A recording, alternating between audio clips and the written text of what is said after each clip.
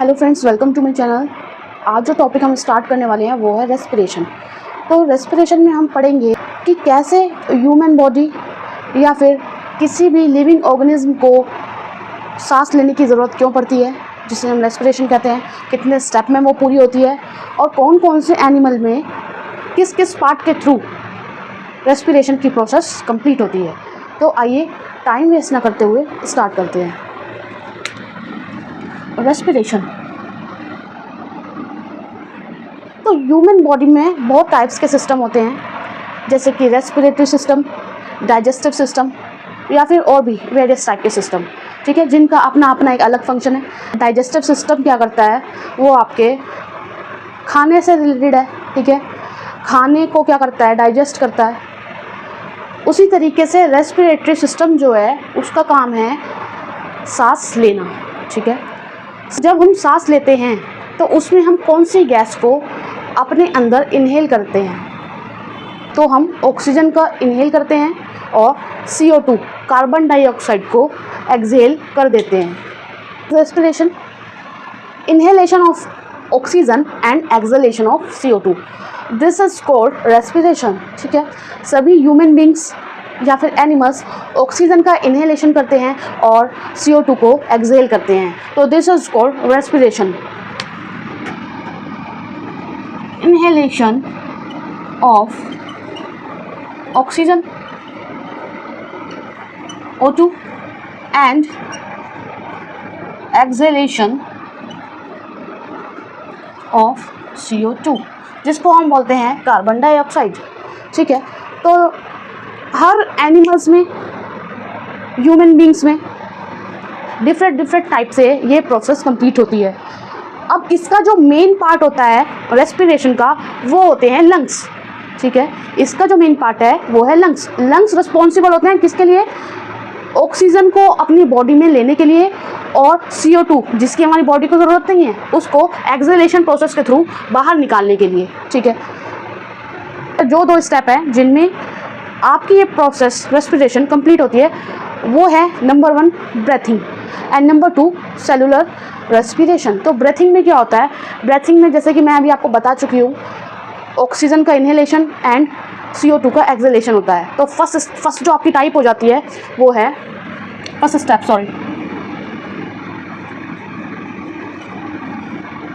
Step 1 आपका जो होता है वो है ब्रेथिंग।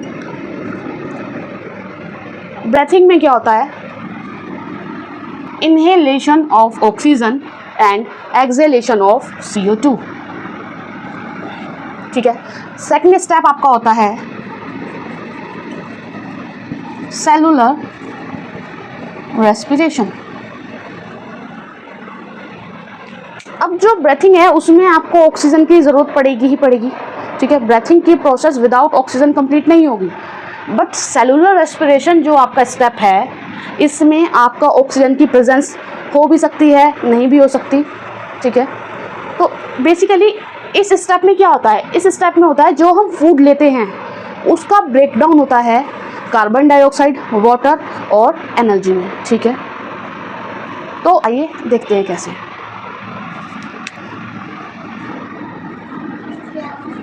फूड पार्टिकल्स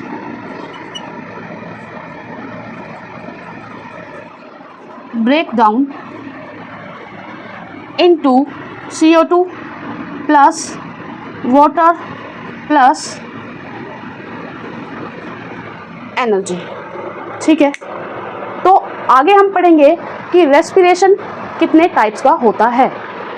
अच्छा फ्रेंड्स, जैसे कि मैंने आपको अभी पहले बताया कि जो सेलुलर रेस्पिरेशन होता है उसमें फूड्स का ब्रेकडाउन होता है, ठीक है। तो ये जो सेलुलर रेस्पिरेशन है प्रोसेस, आपको नाम से ही पता चल रहा है सेलुलर, रिलेटेड है किससे, सेल से। तो ये जो प्रोसेस होती है आपकी वो इनसाइड द सेल होती है, ठीक है। बट ब्रीथिंग की जो प्रोसेस है वो आउटसाइड द सेल होती है, उसका सेल से कोई रिलेशन नहीं है, ठीक है। अभी हम यहाँ पे देखेंगे टाइप्स ऑफ रेस्पिरेशन, कि रेस्पिरेशन की कितनी टाइप्स है। तो यहाँ पे रेस्पिरेशन की 2 टाइप्स होती है, एक एरोबिक और दूसरी anaerobic. Number first aerobic respiration. ठीक है। अब ये जो प्रोसेस है आपकी, ये ऑक्सीजन की प्रेजेंस में ही होगी, ठीक है। विदाउट ऑक्सीजन ये प्रोसेस आपकी नहीं होगी, क्योंकि इस प्रोसेस में फूड का कंप्लीटली ब्रेकडाउन होता है। फूड मीन्स ग्लूकोज, ग्लूकोज का कंप्लीटली ब्रेकडाउन होता है किसमें? CO2, वाटर और large amount of energy, because यहाँ पे हम यूज़ कर रहे हैं ऑक्सीजन। एरोबिक रेस्पिरेशन, तो इसमें ये प्रोसेस जो होगी, presence of oxygen is necessary. अब इस प्रोसेस में क्या होगा? फूड, जिसको हम बोलते हैं, या यहाँ पे हम लिख सकते हैं ग्लूकोज, ठीक है। फॉर्मूला इसका C6H12O6, ऑक्सीजन की प्रेजेंस में ब्रेक डाउन होगा इसका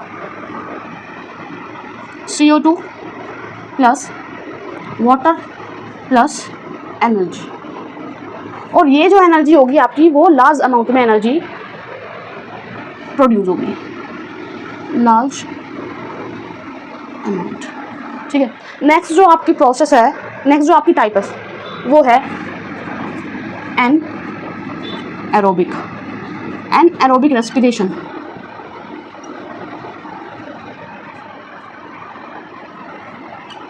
अब एनएरोबिक मीन्स इसमें ऑक्सीजन की प्रेजेंस नहीं होती, और इसमें फूड का जो ब्रेकडाउन है वो कम्प्लीटली भी नहीं होता। तो इसमें जो फूड जब ब्रेकडाउन होगा in the absence of oxygen, तो वो कम्प्लीटली ब्रेकडाउन नहीं होगा, और जो इसमें जो ग्लूकोज होगी वो आपकी CO2 में चेंज ना होकर इथाइल अल्कोहल और लैक्टिक एसिड में चेंज हो जाती है। C6H12O6 changed into lactic acid और इथाइल अल्कोहल, ठीक है। अब ये जो आपकी एनएरोबिक रेस्पिरेशन है, ये भी 2 टाइप्स की होती है। नंबर फर्स्ट आपका लैक्टिक एसिड फर्मेंटेशन, और नंबर 2 अल्कोहलिक फर्मेंटेशन।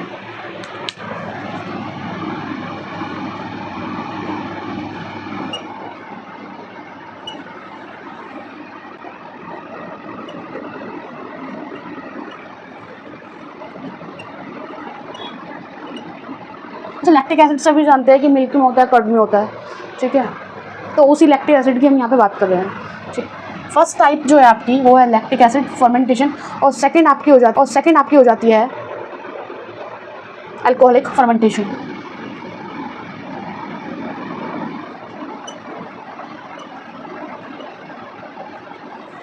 ठीक है।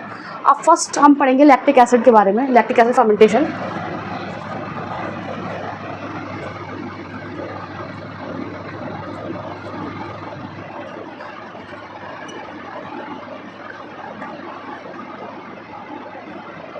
अच्छा, जैसे कि मैंने अभी आपको बताया कि एनएरोबिक जो रेस्पिरेशन है, ये in the absence of oxygen complete होती है, तो इसमें फूड का कंप्लीट ब्रेकडाउन तो होता नहीं है। तो जब कंप्लीट ब्रेकडाउन नहीं होगा, तो वो अगर CO2 में चेंज नहीं हो रहा है, या मेन प्रोडक्ट जो उसका उसमें कन्वर्ट नहीं हो रहा है, तो ये किसी ना किसी दूसरे प्रोडक्ट में कन्वर्ट होगा। तो अब इसमें क्या होता है, लैक्टिक एसिड फर्मेंटेशन में जब ऑक्सीजन बॉडी में नहीं जाती है, ठीक है, तो जो आपका फूड है, ग्लूकोज है, तो वो कन्वर्ट किस में होगा? तो ग्लूकोज जो आपका कन्वर्ट होगा वो है लैक्टिक एसिड प्लस एनर्जी। अब एनर्जी आपकी ये लीस्ट अमाउंट में रिलीज होती है, लीस्ट अमाउंट। अच्छा, इसका बहुत ही अच्छा एग्जांपल, जब हम साइकिलिंग करते हैं, जिम जाते हैं, या फिर कोई भी हम एक्सरसाइज करते हैं, तो आप देखते हैं हमें थोड़ा सांस लेने में थोड़ी प्रॉब्लम सी हो जाती है, ठीक है, ऑक्सीजन की ज़्यादा ज़रूरत पड़ती है एकदम से। तो उस टाइम पे हमारी बॉडी में जो ऑक्सीजन की सप्लाई है वो थोड़ी कम हो जाती है। तो उसमें क्या होता है कि जो हमारी बॉडी की जो मसल्स होती है वो ऑटोमेटिकली रेस्पायर करने लगती है, ठीक है। हमारी बॉडी में ही रेस्पिरेशन की प्रोसेस जो मसल्स में होती है वो स्टार्ट हो जाती है। उससे क्या होता है, बॉडी में क्रैम्प फील होने लगता है, ठीक है। उस क्रैम्प से हम रिलीफ लेने के लिए हॉट वाटर बाथ या फिर मसाज की हेल्प लेते हैं, ठीक है। जिससे क्या होता है, हमारी बॉडी को रिलीफ मिलता है और बाद में जो फूड है वो कम्प्लीटली कार्बन डाइऑक्साइड में ब्रेक डाउन हो जाता है, ठीक है। नेक्स्ट जो हम पढ़ेंगे वो है अल्कोहलिक फर्मेंटेशन।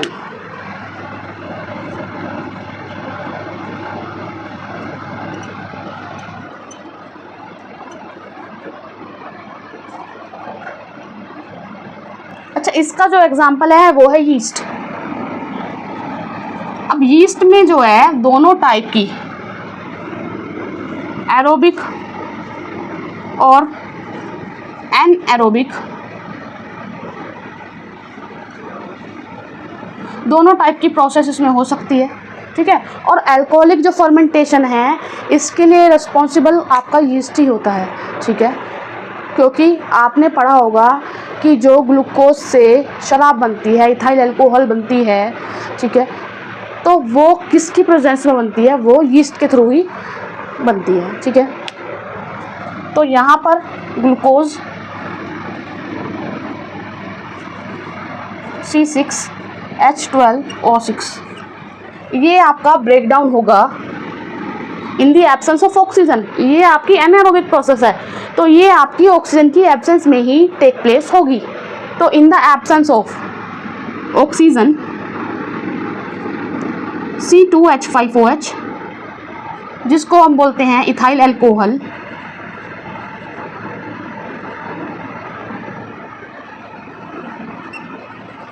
CO2 और एनर्जी, ये सब आपके इसमें प्रोसेस में बनेंगे, ठीक है। नेक्स्ट टॉपिक देखते हैं।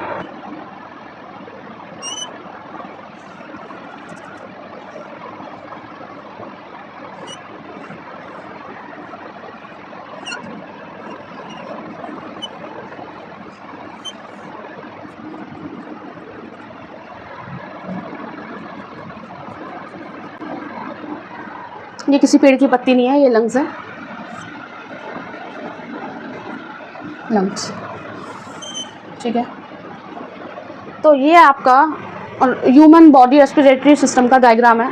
अब बुक में से रट्टा मारने से कुछ नहीं होगा, ठीक है, कि एज इट इज़ आपको डायग्राम बनाना है बुक वाला।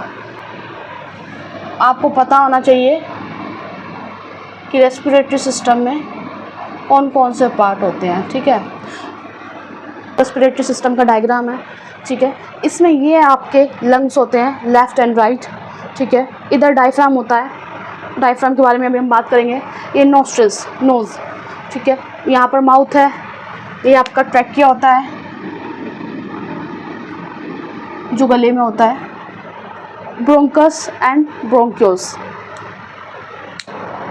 अब ये जो आपके नोस्ट्रिल्स होते हैं या फिर माउथ है, नाक में से भी हम सांस लेते हैं, ठीक है, माउथ के थ्रू भी हम सांस लेते हैं।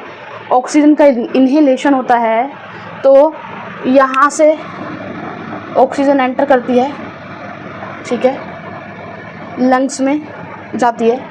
तो जब हम सांस लेते हैं तो डायफ्राम जो होते हैं आपके वो कॉन्ट्रैक्ट हो जाते हैं। कौन सी प्रोसेस में? उस प्रोसेस को हम बोलते हैं इन्हेलेशन।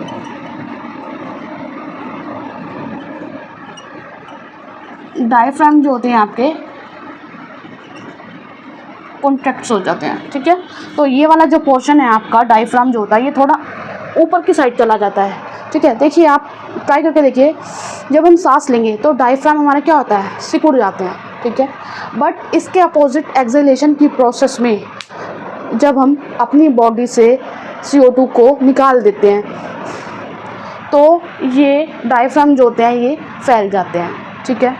तो याद रखना है कि इन्हेलेशन में जो डायफ्राम होते हैं कॉन्ट्रैक्ट होते हैं, सिकुड़ जाते हैं जब हम सांस लेते हैं, और एक्सहेलेशन में ये आपके डायफ्राम जो होते हैं ये फैल जाते हैं, ठीक है, एक्सपेंड करते हैं। नेक्स्ट टॉपिक देखेंगे। अच्छा, अभी हम देखेंगे रेस्पिरेशंस इन अदर एनिमल्स। ठीक है, कि अदर एनिमल्स में रेस्पिरेशन कौन से पार्ट के थ्रू होता है। तो यहाँ पे हम देखेंगे अर्थवॉर्म्स। अर्थवॉर्म्स आप सभी जानते हैं, वो जो केंचुए वगैरह होते हैं उनकी बात यहाँ पे हम कर रहे हैं। तो उनमें जो रेस्पिरेशन की प्रोसेस होती है वो उनकी बॉडी की स्किन के थ्रू होती है, ठीक है। Next frogs. फ्रॉग्स अपनी ये प्रोसेस लंग्स के थ्रू ही कंप्लीट करते हैं। Next insects. इंसेक्ट्स में आपके कौन कौन हो जाते हैं इंसेक्ट में, जैसे कि ग्रास होपर्स, कॉकरोचेस। तो उसमें आपकी ये प्रोसेस ट्रैकिया के थ्रू कंप्लीट होती है, ठीक है, उनके पास क्योंकि लंग्स नहीं होते हैं। Next and last fish. Fish में जो प्रोसेस होती है रेस्पिरेशन की वो गिल्स के थ्रू कंप्लीट होती है सभी फिश में, ठीक है। तो ये प्रोसेस आपकी गिल्स के थ्रू होती है। दोस्तों, अगर आपको मेरी वीडियो अच्छी लगी तो प्लीज़ इसको लाइक कीजिए, शेयर कीजिए। Thank you.